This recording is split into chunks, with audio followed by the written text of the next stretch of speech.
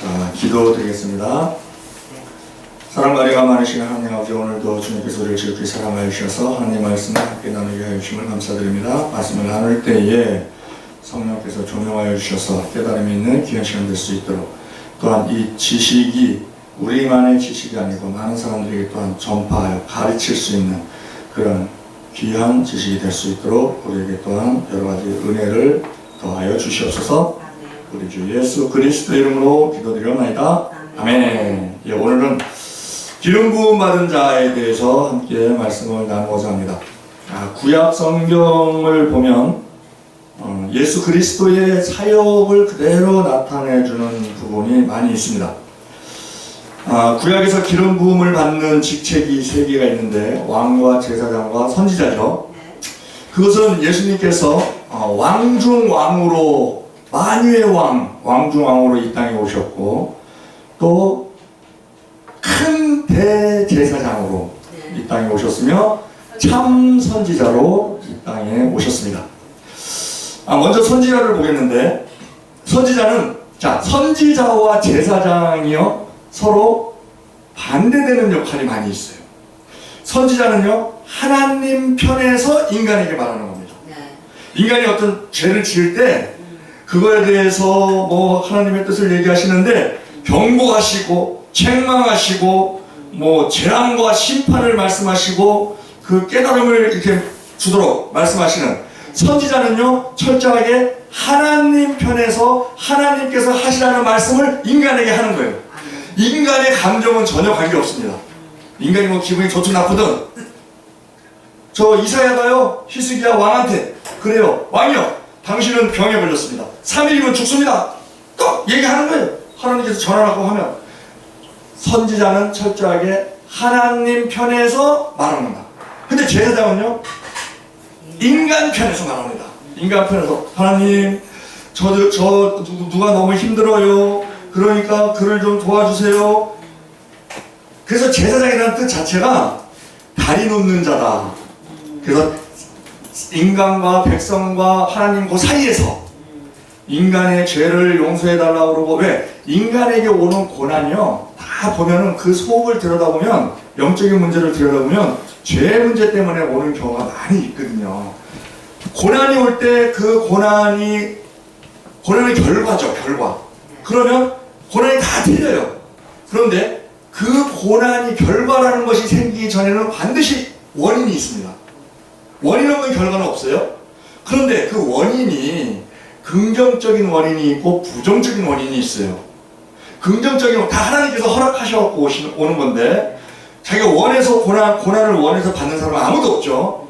그런데 긍정적인 원인은 하나님께서 뜻이 있으셔서 그 사람을 더 훈련시키셔서 그릇을 키우고 능력을 주시고, 그래서 더 큰 복을 주신다든지 아니면 더 크게 쓰시기 위해서 주시는 그런 긍정적인 원인으로 오는 고난이 있고, 부정적인 원인으로 오는 고난은 내가 실수를 했다든지 죄를 지었다든지 아니면 나로 인해서, 나의 어떤 그 잘못으로 인해서 오는 그러한 고난, 그것에 대해서는 우리가 회개를 하면 되죠. 그래서 그 제사장은 철저하게 사람 편에서 하나님께 구하는 거예요.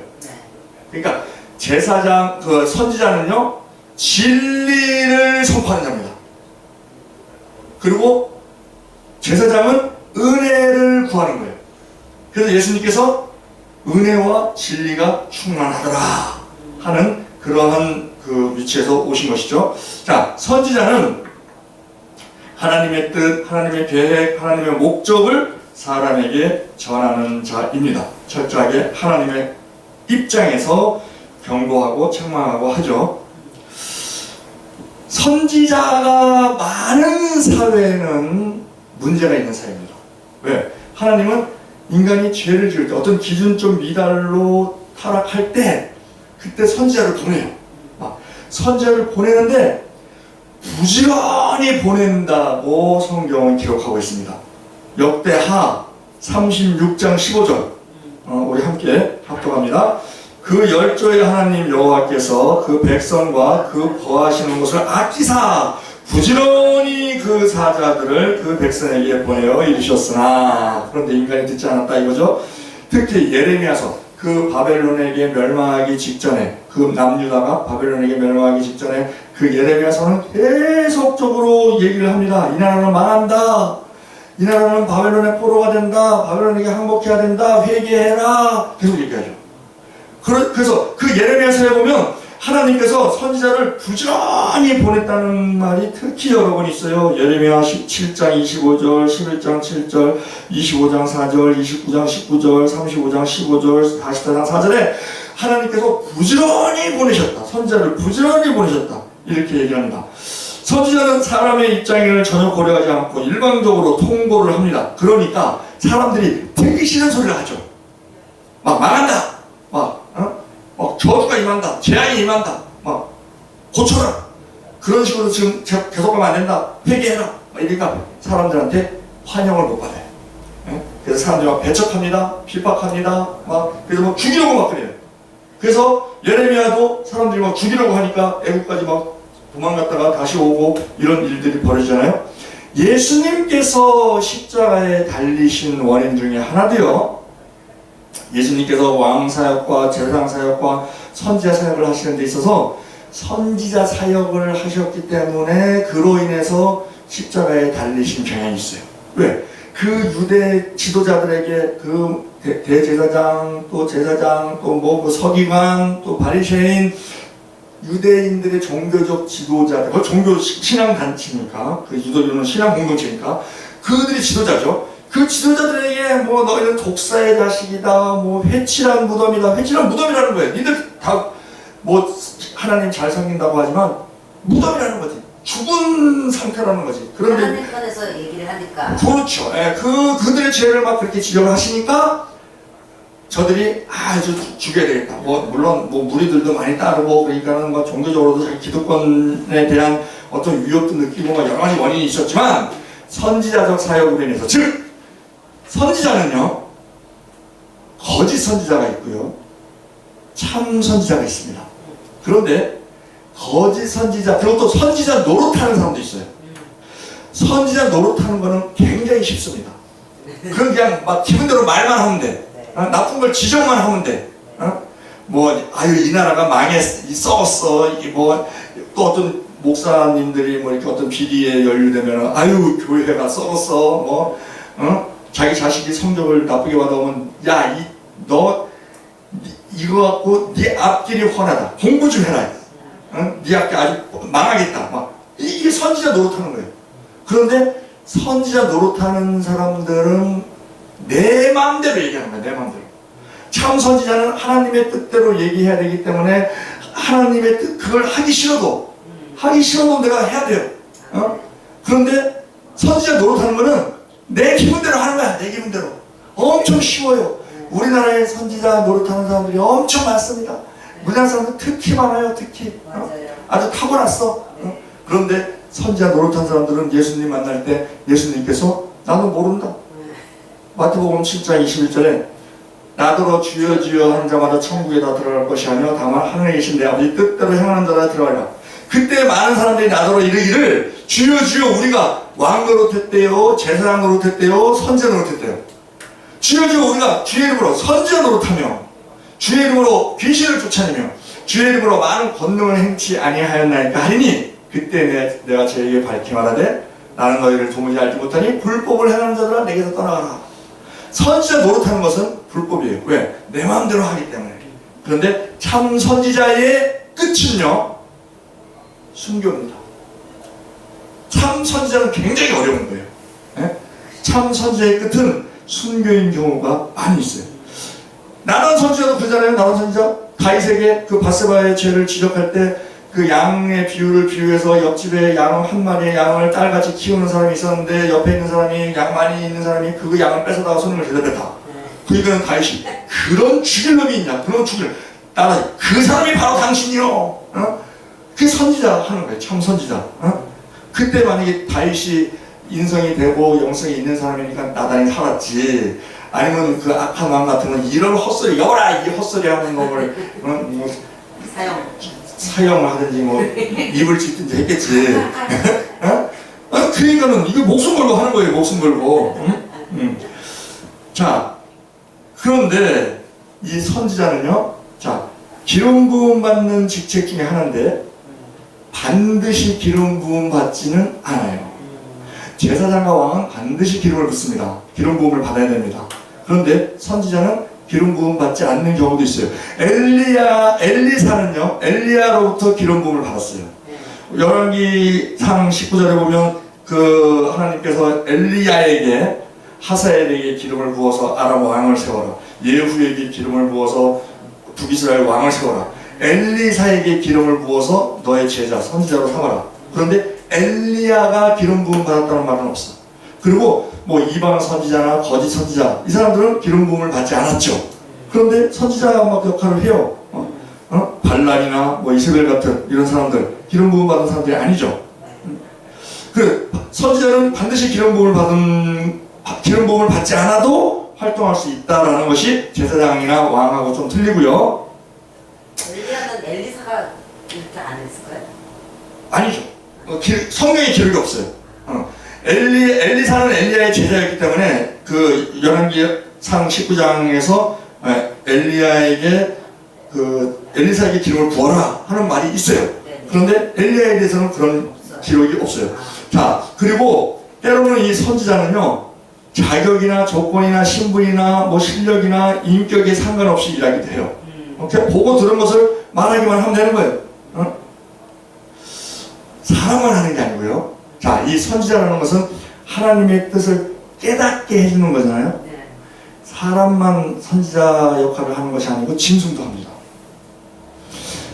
민수기 22장에 발람 선지자가 이렇게 나귀를 타고 가요. 그런데 앞에 여호와의 사자가 칼을 빼들고 있어. 발람 선지자는 못 봤어요. 그런데 나귀가 그걸 봤어. 그러니까 안 가. 안 가니까 뭐 빨리 가라고 막 그 좁은 길에, 포도원 좁은 길에 막 하니까 나귀가 안 가고 자꾸 옆으로 가는 거예요.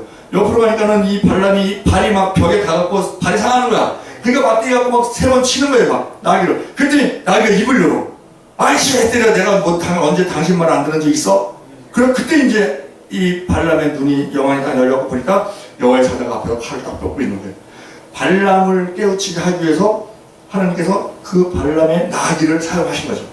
베드로가 예수님 그 배반하지 않는다고 다른 사람들은 다 떠나면서 나는 떠나지 않습니다. 배반하지 않습니다. 그리고 멀찍이 쫓아가다가 재판장에 들어가고 이렇게 뒤에서 불 쬐고 추우니까 불 쬐고 있는데 너도 저 예수랑 같은 편이지 아니라고 막 자기가 부인하면서도 자기가 무슨 짓을 하고 있는지를 그때는 몰랐어요.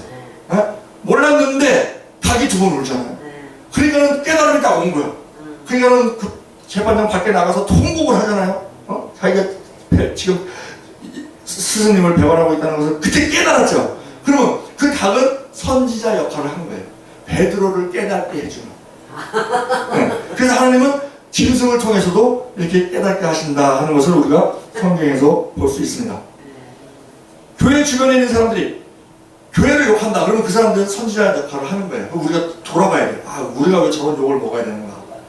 그런 거를 돌아봐야 되는 거예요. 그리고 이 선지자 역할은 다른 사람들 자격도 없이 어떤 사람들 쓰임을 받냐면요. 술 취한 사람이 길을 가는데 어떤 사람이 주차를 좀 불편하게 해놨어.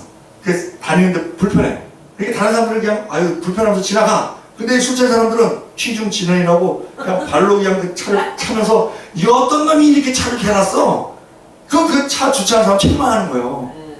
주차 제대로 해라. 이거를 이제 사인을 얘기하는 거죠. 그게 선지자 그 역할을 하는 거예요, 그게. 그러면 이제 제사장.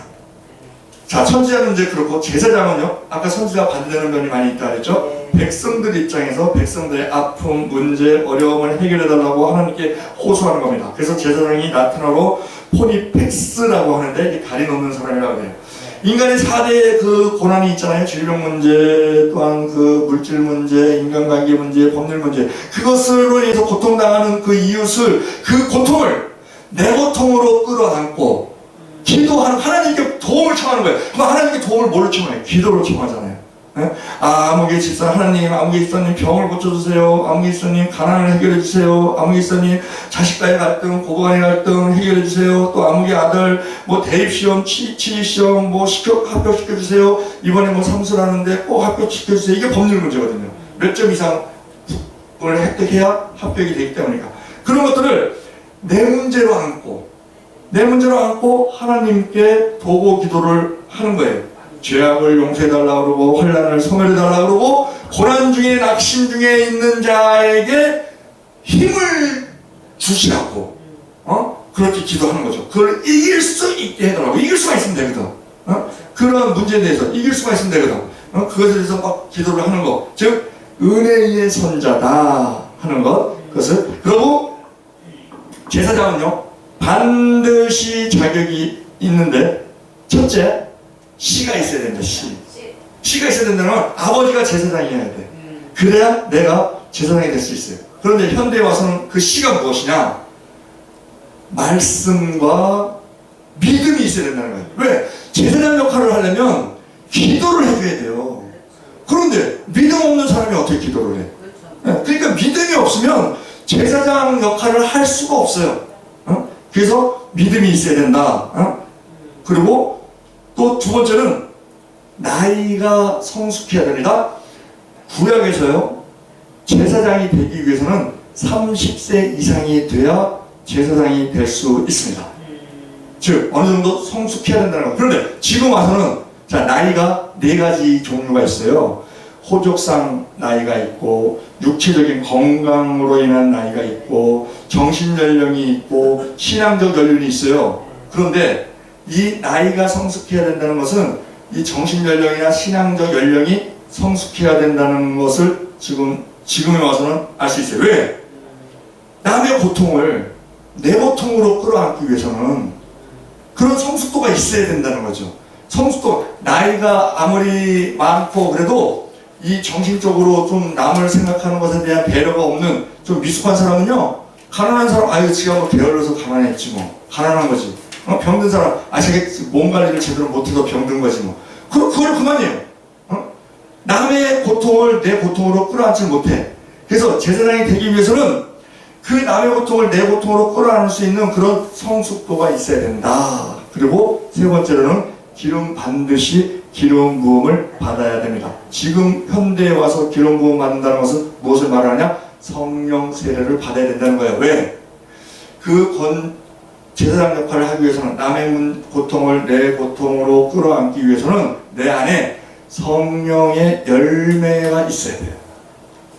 사랑, 희락, 화평, 오래 참음, 자비, 양성, 충성, 온유, 절제에 성령의 열매가 있어야 진심으로 온전하게 그 역할을 감당할 수 있다는 거예요. 거기서 더 나아가서 희생하는 마음이 있어야 되고, 용서하는 마음이 있어야 되고, 관용이 있어야 되고, 겸손이 있어야 돼요.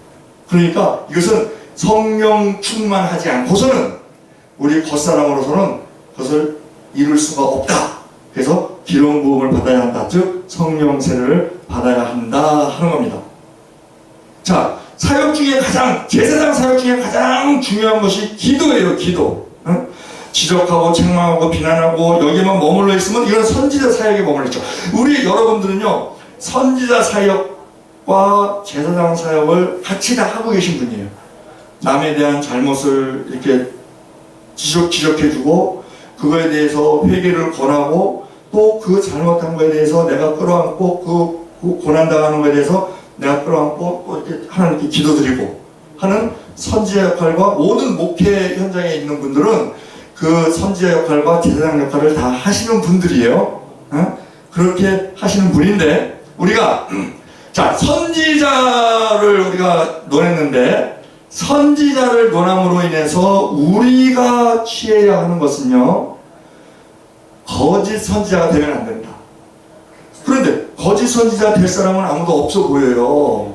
그런데 그 거짓 선지자라는 것이 나도 모르는 사이에 어떤 큰 재물이 생긴다든지 그 일을 하면, 그 역할을 하면 큰 재물이 생긴다든지 큰 권력이 생긴다든지 큰 명예가 생긴다든지 했을 때 타협이 일어날 수 있다는 거예요. 그래서 나도 모르게 거짓 선지자 노릇을 할 수 있을 수도 있다. 그래서 그 거짓 선지자가 되지 않도록 조심해야 된다 하는 것과 더불어 우리가 선지자 역할을 한다고 부지런히 하는데 내가 혹시 선지자 노릇하고 있는 건 아닌가 하는 것에 대한 우리가 계속적인 점검이 있어야 된다 하는 겁니다. 그리고 그렇지 않으면 나도 모르는 사이에 열심을 낸다고 하면서도 지혜가 없이요 그냥 내 뜻대로 열심을 내는 거는요 한심이가 10명이면 열심이라며 한심한 짓을 하면서도 한심이가 10명 모아놓으면 열심히 되는데 열심히래 그런 열심히 내면 안 된다는 거예요. 열심을 제대로 내야지.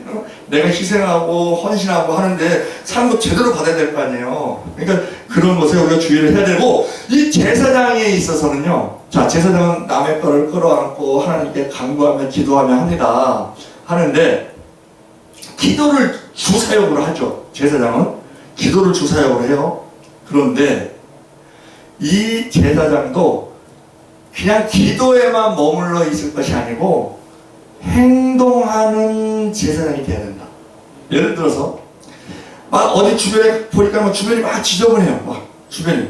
그러면은 아이고 이거 엄청 지저분하네. 이거 위생이 아주 빵점이네. 이러다가 저거 바퀴벌레도 막 지나가고 막 이게 너무 지저분하네. 여기서 딱 멈추면 선지자 역할만 한 거예요. 뭐 지적하고 청소 좀 해라 이거죠. 그런데 빗자루를 들고 그냥 그걸 쓸고 닦고 해서 그 환경을 변화시키는 행동을 하는 제사장, 그러한 제사장이 더 유익을 주는 제사장이 된다 이거죠. 자, 마지막으로 우리가 왕을 보겠습니다. 왕이 제일 중요해요. 왕이 우리가 선지자, 제사장은 다 해요. 다. 그런데 내가 왕 노릇, 왕권을 가지고 있는가? 이것은 중요한 문제예요. 기름 부음 받은 자가 제사장, 선지자, 제사장, 왕 이렇게 기름을 부음을 받는데 왕이 왜 중요하냐면요. 왕은요 능력이 있습니다. 선지자, 제사장은 그냥 인간적인 노력으로 할 수 있어요. 선지자 부지런히 막 이렇게 책망하고 하나님께서 주시는 말씀 전하고 그리고 제사장은 또 남의 고통을 내가 끌어안고 하나님께 간구하고 기도하고 하는 것은 할 수 있어요. 그런데 왕은요 특징이 막강한 권력을 가지고 있습니다. 능력이 있다는 거예요. 능력. 즉 그 능력이 능력죠. 우리가 그게 이제 은사로 나타나는데 우리가 눈에 보이는 것에 굉장히 약해요. 사실 이 예수를 막 보여달라고 막 보여주면 믿는다고 하나님을 보여주면 믿는다고 이런 사람은요 영영 못 믿어요. 왜?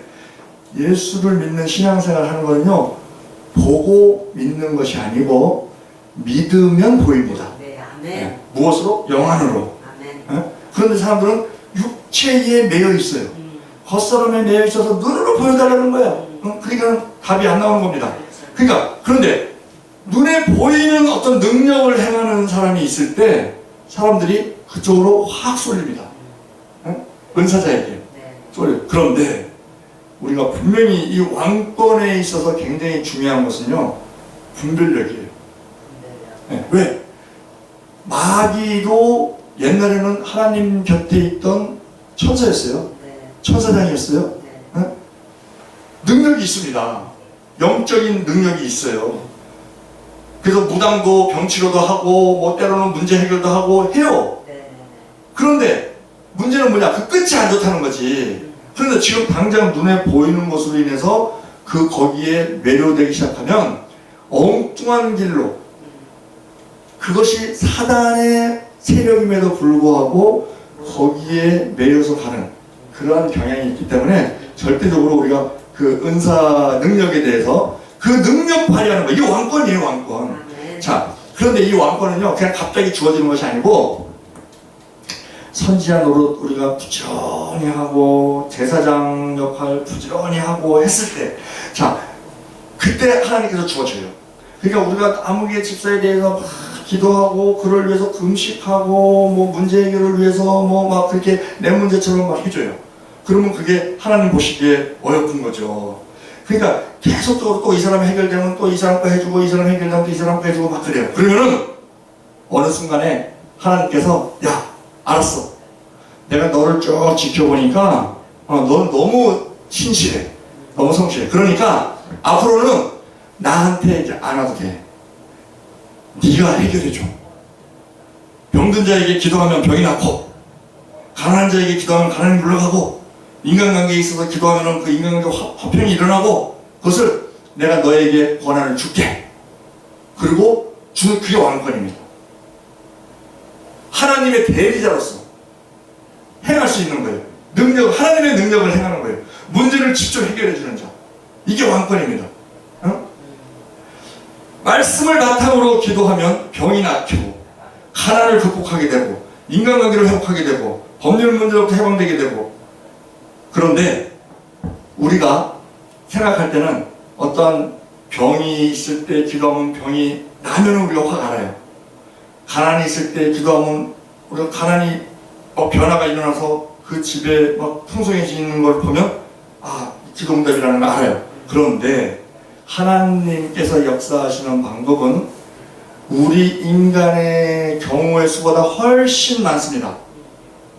그럼 거기는 뭐가 포함이 되냐면요, 내가 병을 위해서 기도하고 가난을 위해서 기도하고 인간관계를 위해서 기도를 하는데 문제를 변화시켜 주시기도 하시지만 문제는 그대로 있어.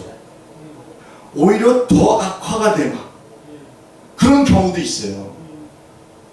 그런데 이 왕권을 가진 자가 계속적으로 기도를 하면 어떤 현상이 일어나느냐, 그 당사자의 마음속에 그러한 질병, 그러한 가난, 억울함, 그 모든 것을 이길 수 있는 힘이 생깁니다. 아멘. 물이 이렇게 흘러가는데 바위가 이렇게 있어요. 그러면 바위를 부딪히면서 바위를 돌아가요. 이렇게 계속 돌아가. 그런데 왕권 가진 자가 기도를 하면 바위가 없어지기도 하고 뚫리기도 하고 아니면은 바위는 그대로 있어. 그런데 물이 늘어나. 물이 늘어나서 바위 위를 지나가. 물이. 그렇게도 해주시는 게 그게 진짜 능력이에요. 그게. 왜? 자, 어떤 병이 낫거나 가난이 부여가 되거나 하는 거는요, 병이 나았다가 또 걸릴 수도 있어요. 그렇죠. 네. 가난에서 벗어났다가 또 가난해질 수도 있어. 그렇죠. 그런데 내 마음에 여러 가지 그런 경우의 수에 대해서 그것을 오직 하나님만 의지하고 하나님께 믿고 하나님께 모든 것을 맡기고, 그러면 하나님은 전능하신 분이시기 때문에 못 맡길 게 없죠. 그렇죠. 아멘. 네. 그러고 나서 내 마음에 평안을 찾을 수 있는 능력을 그에게 줄 수 있다면 그거는 세상의 모든 문제를 이미 다 정복한 거나 마찬가지예요. 아멘. 그러한 능력도 줄 수 있는 것이 왕권을 가진 자예요. 기도를 해줄 때 그 사람에게 나타나는 반응이 다르다는 거예요. 네. 그냥 나타날 때 잠시 위안받고 그냥 또 저 주일에 가고 나면은 또 근심걱정 나고 이러느냐, 아니면 그냥 평안히 기도하니까 평안이 넘치고 그래갖고 그 주일에 가도 그것이 지속되느냐. 장수라는 것이요, 장수라는 것이 우리는 그냥 사람이 오래 사는 게 장수다. 성경이 장수가 복이라 그러면 오래 사는 것이 복이다. 그런데 94살 먹은 사람이 12년째 지금 병에 호출을 꽂고 있는데 그게 복이에요? 오래 살잖아. 장수잖아. 오래 살잖아. 복이? 장수라는 게 뭐냐? 장수라는 것은요, 하나님이 주신 것을 지속적으로 오래 계속되는 거. 그러니까 기도를 해줬어. 근데 그 평안이 왔어. 그러면 그 평안이 계속되는 것이 그 장수요. 그래서 시편 91편 16절에 내가 장수함으로 너희를 만족해 하며 나의 구원으로 보이리라 하시도다. 그러니까 하나님께서 주신 것이 지속되는 것, 그것 또한 왕권 가진 자의 영권이라는 거예요. 기도를 해줬을 때 병은 더 악화돼, 문제는 더 심각해져. 그렇지만 그 사람 마음에 하나님 성령으로 충만하게 채워져서 사람 뭐 죽기 뺏기 더 하겠어? 죽으면 천국이지 뭐. 아유, 저 신경 쓰지 마. 그냥 내가 다른 사람한테 피해 주는 거 내가 다 팔아서라도 그냥 해결을 할 수 있는 데까지 해결해 주고, 그리고 그거 그냥 고통 있으면은 예수님의 십자가에 달리셨던 그 고통 생각하고, 그리고 그냥 내가 예수님의 고통에 참여하는구나, 막 그렇게 하고 그냥 한 가지만 기도해. 하나님, 이 모든 상황에 견딜 수 있는 힘을 주시옵소서. 승리하게 하여 주시옵소서. 낙심하지 않게 하여 주시옵소서. 그 기도만 해. 그 기도를 할 수 있잖아요. 그 기도를 누가 막을 거야? 그거는 감옥에서도 할 수 있고, 뭐 병원에서도 할 수 있고, 아무 데나 할 수 있어. 내가 숨만 쉬고 있으면 할 수 있어. 그럼 그걸로 충만하면은 모든 게 승리자가 되는 거예요. 이스라엘이라는 뜻이 승리자라는 뜻이거든. 이긴 자라는 뜻이거든. 자, 이 왕은요, 그러니까 왕은 말로 일하는 거예요. 말로. 제사장은 기도로 일을 하죠. 왕은요, 명령으로 일하는 거예요. 명령. 선포하고 명령하고 그걸로 일하는 거예요. 그 왕권 받은 자. 그래서 우리가 사복음서가 있잖아요. 마태복음, 마가복음, 누가복음, 요한복음이 있어요. 마태복음은 왕으로 오신 예수님을 기록했어. 마가복음은 종으로 오신 예수님을 기록했어. 그리고 또 누가복음은 그 인간으로 오신, 인자로 오신 예수님을 기록했어. 또 요한복음은 하나님의 아들로 오신 신성을 기록을 했어요. 그래서 왜? 마태복음은 유대인들을 상대로 기록을 한 거기 때문에 유대인들이 왕으로 오신 메시아를 좋아하거든. 그래서 이제 왕으로 하고, 또 마가복음은 로마인을 상대로 하니까는 그때 로마 식민지 상태였으니까 종으로 오신 예수님을, 마가복음은 헬라인을 이제 상대로 이제 그 복음을 전하는 거니까 그 인간으로, 이제 요한복음은 전체 교회를 향해서 이제 기록한 거니까, 그러니까는 마태복음이 왕으로 오신 예수님이잖아요. 그런데 왕은 말로 일을 하거든요. 말로. 그래서 예수님의 말씀이 가장 많이 기록되어 있는 책이 마태복음입니다. 왜? 왕은 말로 하니까. 말로. 그래서 우리가 보면, 자, 왕으로 오신 예수님을 기록한 게 마태복음이고, 인간으로 오신 예수님을 기록한 게 누가복음이에요. 종과 하나님의 아들은 족보가 없습니다. 그래서 마가복음과 요한복음에는 족보가 없어요. 마가복음 종으로 오신 그러니까 예수님인데, 종으로 오신 분이기 때문에 종은 족보가 없잖아. 왕과 인간만의 족보가 있죠. 그래서 마태복음 1장과 누가복음 3장에 족보가, 예수님 족보가 기록되어 있는 것을 우리가 볼 수 있습니다. 자, 우리가 왕권을 받아야 되는데, 그러면 이 왕의 조건이 무엇인가? 이 조건이 있어요. 첫째, 제사장과 마찬가지로 씨가 있어야 돼. 씨가. 즉 아버지가 왕이어야지 내가 아들이 왕이 될 수 있습니다. 솔로몬이 왕이 된 이유는 다윗이 왕이었기 때문에 그래요. 물론 뭐 왕이 아닌 상태에서 왕이 된 사람도 있어요. 다윗 아버지 이세가 왕이 아니었죠. 또 나폴레옹도 코르시카 섬 하급 귀족 출신으로 태어나서 군인이 되고 쿠데타를 해서 제일통령이 되고, 또한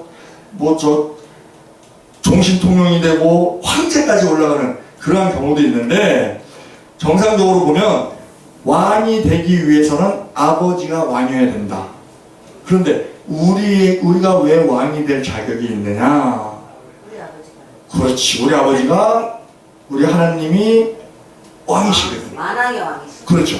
요한복음 1장 12절에 그러잖아요. 영접하는 자, 곧 그 이름을 믿는 자들에게는 하나님의 자녀가 되는 권세를 주셨으니 이는 혈통으로나 육정으로나 사람의 뜻으로 나지 아니하고 오직 하나님께서 난 자들이니까. 예수를 믿는 자는, 예수의 이름을 영접하는 자는 하나님의 자녀가 된단 말이에요. 그러니까 아버지가 왕중왕, 만유의 왕, 이 만물이라는 것은요, 눈에 보이는 것을 만물이라고 해요. 만유는요, 눈에 보이지 않는 것까지 포함되는 겁니다. 모든 영적인 문제 다 포함해서 만유의 왕중왕이신 그 하나님의 자녀이기 때문에, 아버지가 왕이기 때문에 우리가 왕이 될 수 있는 거예요. 조선시대에서도 왕이 되려면 왕제의 두 조건이 있었다 그래요. 첫째, 본처에게는 아들이어야 되고, 둘째, 대신들에게 덕을 인정받아야 된다. 왜? 덕을 인정받지 못하면 이 반대파들이 생기니까. 그렇게 되면 나라가 쪼개지게 되니까. 만왕의 왕이신 하나님을 아버지로 섬기는 자가 우리이기 때문에 우리의 왕이 될 수 있는데, 왕이 되기 위해서는 씨가 있어야 된다 하는 것, 그 씨의 의미는요, 씨에는 생명이 있습니다. 생명이 없는 것을 씨라고 볼 수가 없어요. 씨에는 생명이 있는데, 그 생명이 우리에게 있어서 영적 생명은 무엇이냐?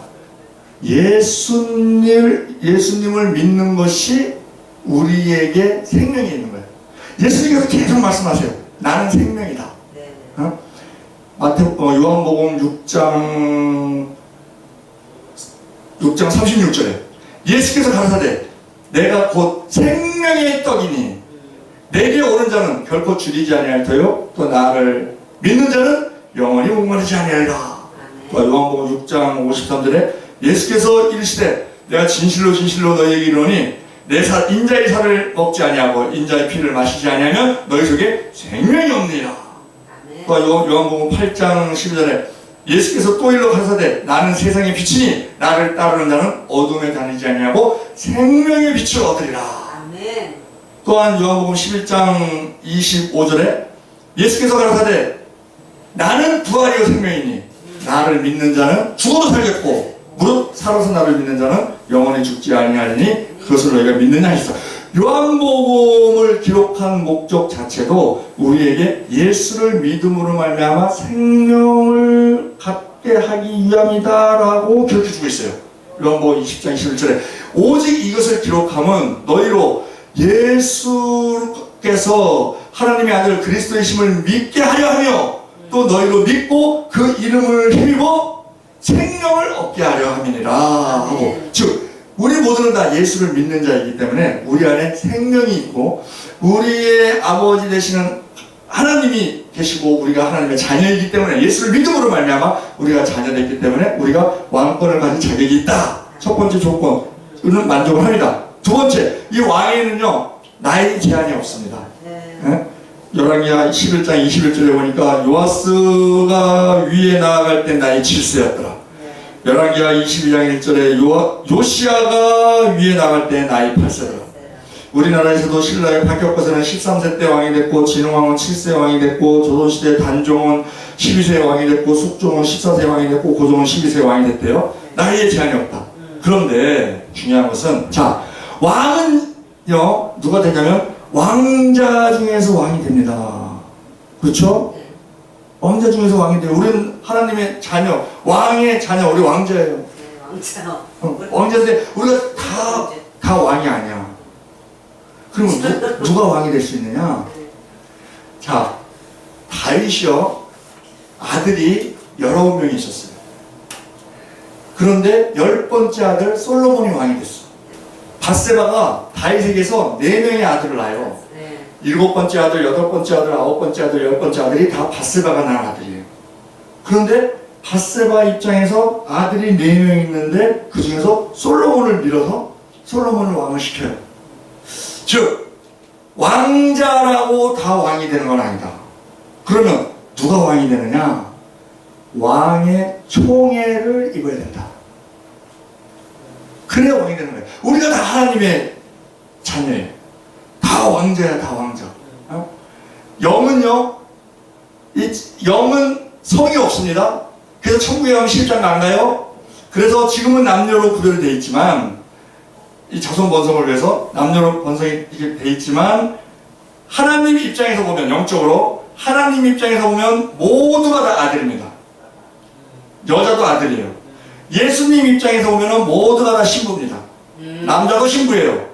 영에는 남녀 구분이 없어요. 지칭만 있을 뿐이에요. 진짜 아들이냐 신부냐 그것만 있을 뿐이에요.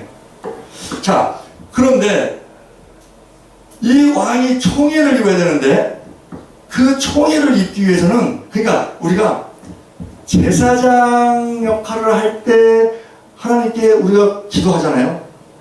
다른 사람 문제를 해결해 달라고. 그러면 해결이 잘 됐으면 좋겠죠. 기도 응답이 잘 됐으면 좋겠죠. 제사장으로서 응답을 잘 받는 비결은요, 하나님께 불쌍히 여김을 받으면 돼. 긍휼.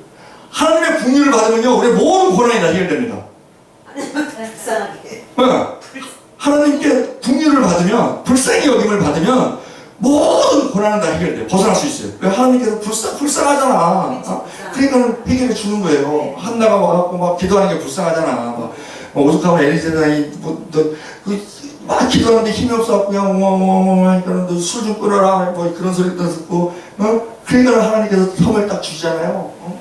그와 마찬가지로 제사장 역할을 잘하려면 하나님께 불쌍히 여기만 받으면 돼. 그리고 나 자신도 하나님께 긍휼만 받으면요, 고난이 없습니다. 그냥 다 그냥 하나님이 해결해 주셔. 불쌍하니까. 측은지심으로. 그런데 왕권을 받기 위해서는 하나님을 기쁘게 해야 된다. 불쌍히 여김 받으면 제사장권까지는 받을 수 있어. 역할을 할 수 있어. 네. 그런데 왕권을 받아야 되잖아. 왕권. 능력을 행해야 되잖아. 능력을. 네. 능력을 행해야 되는데 그러기 위해서는 하나님의 총애를 받아야 된다는 거지. 왕의 총애를 받아야 돼요. 내가 왕자지만 왕자라 그래서 다 왕이 되는 게 아니에요. 왕의 총애를 받아야 왕이 돼. 그럼 뭐냐? 하나님을 기쁘시게 해드려야 돼. 히스기야가 그 병들어서 죽을 지경이 됐을 때 얘기하잖아요. 벽을 보고 기도하잖아요. 하나님, 제가 하나님을 향하여 전심으로 진심으로 하나님을 향하여 애써 선한 일을 기억해 주셔서 그러잖아요. 그 얘기 뭐냐? 눈물로 기도하는 것은 하나님 저를 불쌍히 여겨주세요. 이 고난을 해결해 주세요. 그래서 저 죽지 않게 해주세요. 그 말이란 말이에요. 그런데 내가 하나님을 향하여 전심으로 진심으로 내가 하는 선한 일을 행한 것을 기억해 주시옵소서. 이것은 자기가 하나님이 기뻐하실 만한 일을 했다는 거예요. 그걸 기억해 달라는 거야. 그게 뭐냐? 그게 종교개혁입니다. 근데 종교개혁할 때 특히 그 모세가 민수기 21장에 나온 그 장대 끝에 달린 노뱀, 그게 계속 이어져 내려왔어요. 그러니까 사람들이 그걸 막 숭배를 했어. 왜? 대단한 거잖아요. 쳐다만 보면 독이 없어지고 사는데 얼마나 대단해. 그러니까 그 눈에 보이는 하나님께서는 어떤 형상도 만들지 말고 거기에 절하지 말라, 섬기지 마라 그랬는데 그것에 대해서 막 이스라엘 백성은 마음속에 막 흠모하는 마음이 있고 이 어떤 숭배하는 마음이 있었어요. 네, 우상화되는 거예요. 그러니까는 히스기야가 그거를 갈아버렸어. 가루를 만들어갖고 그냥 물에다가 버리면서 뭐라고 하냐면 누구수다. 이건 노조악일 뿐이다. 이 노조악일 뿐인 것에 대해서 니들이 이렇게 마음을 두고 있느냐. 그걸 없애버렸거든. 그러니까는 하나님 그걸 기억해달라는 거예요. 제가 하나님을 기쁘게 한 일이 있지 않습니까? 그러니까 그렇게, 그러니까 15년 연장 딱 받잖아요.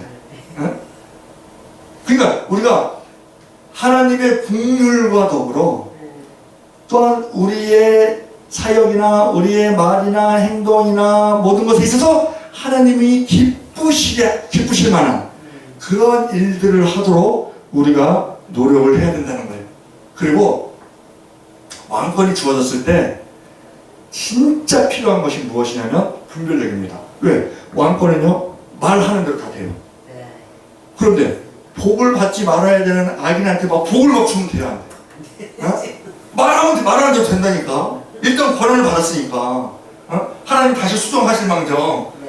권한 받은 자가 행하는 건 그게 돼요.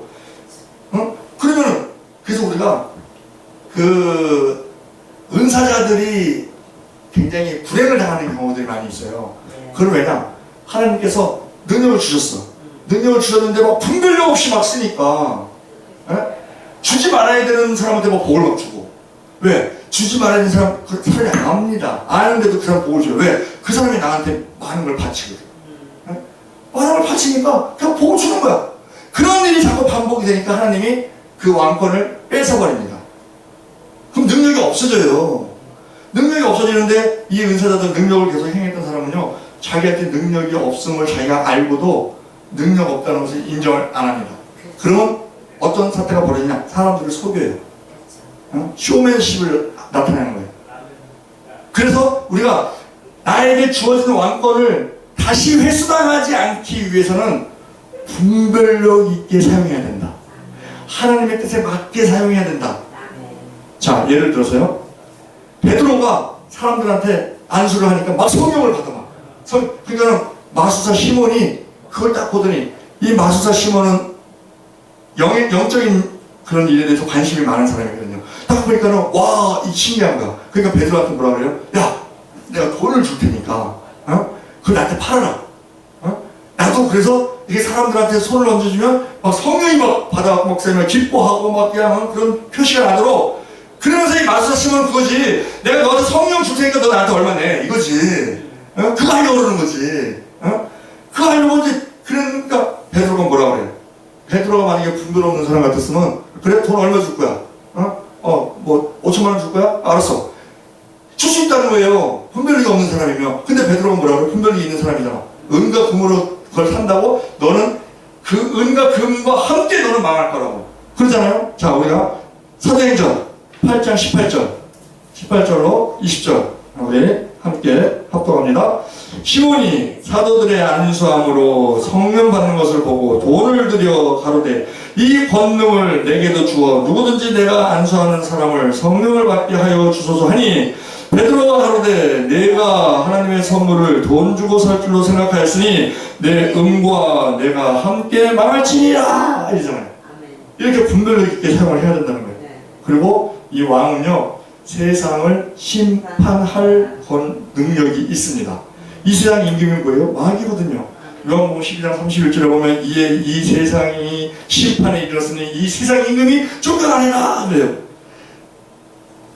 이 왕권 받은 사람이요, 성령 충만한 사람이 무당이 세 가지가 있어요. 세습무당이 있고 학습무당이 있고 강신무당이 있습니다. 작두 타는 강신무당이 있는데 그 강신무당이 막 구슬할 때 그 예수 믿는 사람이 거기를 이렇게 뭐하나 쳐다보잖아요. 그러면 그 무당이 말합니다. 여기 큰 신 섬기는 사람이 있는데 가시오! 방해가 된다는 거예요. 자, 아까 선지자 얘기해서 선지자 어떤 직책이나 뭐 권한이나 이런 거 없이 선지자로 쓰신다 그랬잖아요. 그리고 선지자는요 임시직입니다. 일회성 선지자도 많이 있어요. 무당 쓰세요. 하나님은 무당도. 어떤 그 모녀가 자꾸 와. 딸이 병 걸렸대. 자꾸 와. 어떻게 하면 치료받냐고. 그러니까 이 무당이 당신 딸 치료 받으려면 저 아래에 있는 교회를 가라. 그러니까 바로 교회 갔어. 그 바로 세자 등록을 하니까 거기 이제 담임 목사님이 어떻게 해서 이 등록을 하게 됐어요. 저기 산 위에 있는 무당이 가라 그랬고 왔다고. 그러니까 목사님이 무당이 신기하네. 그러고 이제 이렇게 받았단 말이에요. 그 무당은 이 목사를 알고 있었어요. 이 목사는 그 무당을 몰라. 길을 가다가 골목길을 딱 가는 둘이 만났어. 둘이 만나니까 그 무당이 뭐라고 하냐면 안녕하세요 목사님. 그러니까 예. 그 아무개 그 모녀 뭐 교회 잘 다니죠? 그러니까 예. 어떻게 그들을 어떻게 아시는데 내가 가라가서 보는 거예요. 그때 그 무당이시냐고. 박수무당이. 내가 무당 그렇다고. 그래서 이제 목사님 물었어요. 아니 어떻게 무당이신 분이 교회에 가라고 그렇게 말을 할 수가 있냐. 그랬더니 이 무당이 그러더래요. 목사님 같은 업종에 있는 사람들이 서로 도와야죠. 같은 영을 상대하죠. 그들은 타락한 천사 귀신을 상대하고 우리는 거룩한 성사 거룩한 천사를 상대하고 그러니까 같은 업종이래. 그런데 그 무당이 왜 교회로 보냈느냐. 자기가 딱 보니까 이 사람이 택정 받은 사람이야. 그런데 교회 갈 사람이 자꾸 자기한테 와.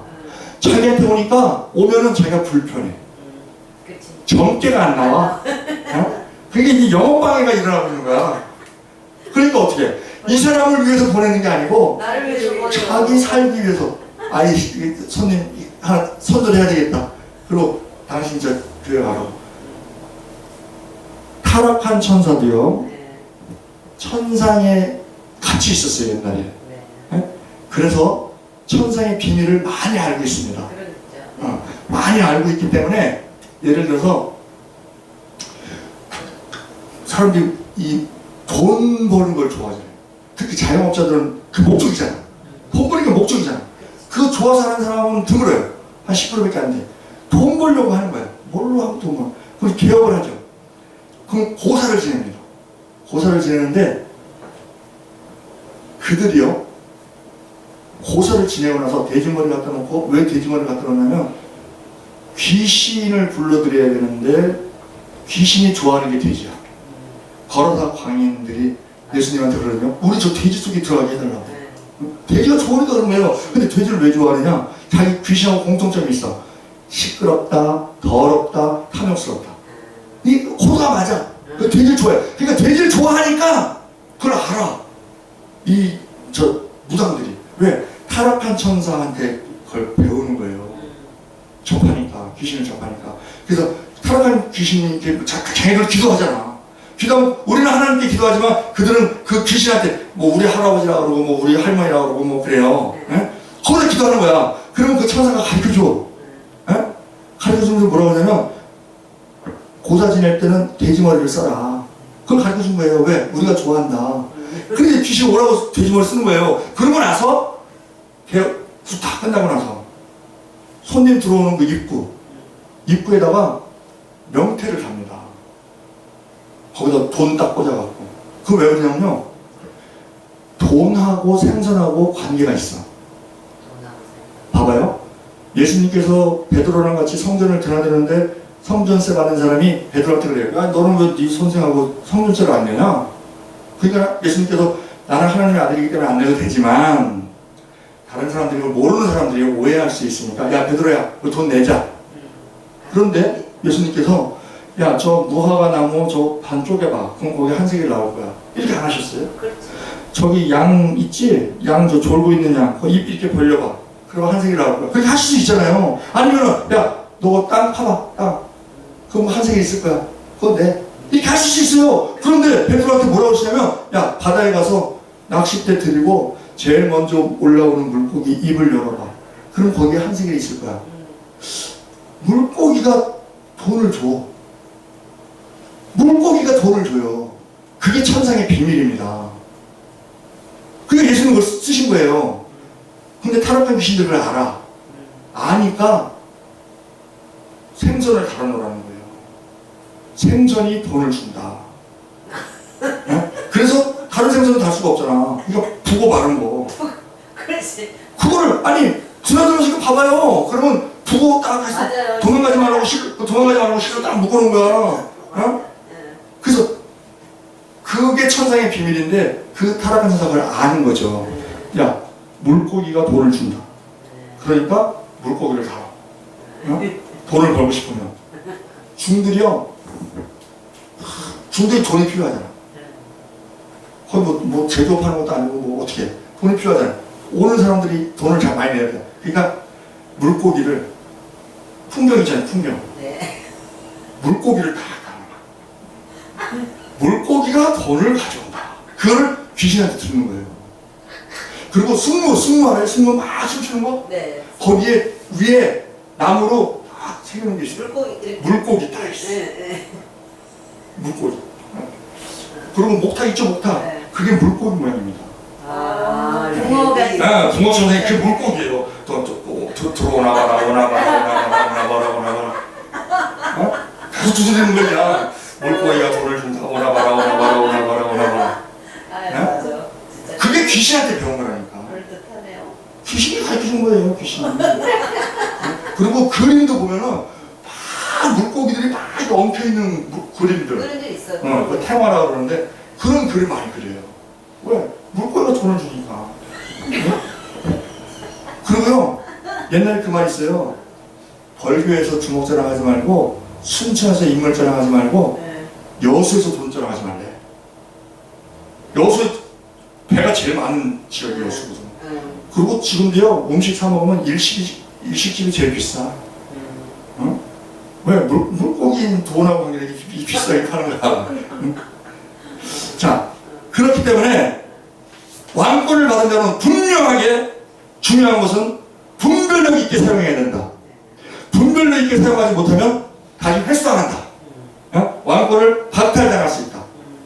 그것을 왜? 사울이 왕이라고 시급시고 재상 직분까지 막 다 했다가 뭐라 그래요? 왕한테 버림받는, 하나님께 버림받는, 그래서 다윗을 기름 붓는 그러한 일이 생기잖아요.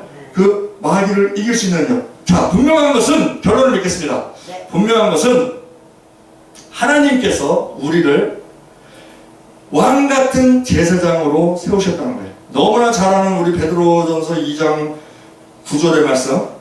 오직 너희는 택하신 족속이여 왕 같은 제사장들이여 거룩한 나라 그의 소유된 백성이니 이는 너희를 어두운 데서 불러내어 그의 귀한 빛에 들어가 계신 자의 아름다운 도를 선전하게 하려 하시라. 그 말과 더불어 우리 계시록 1장 6절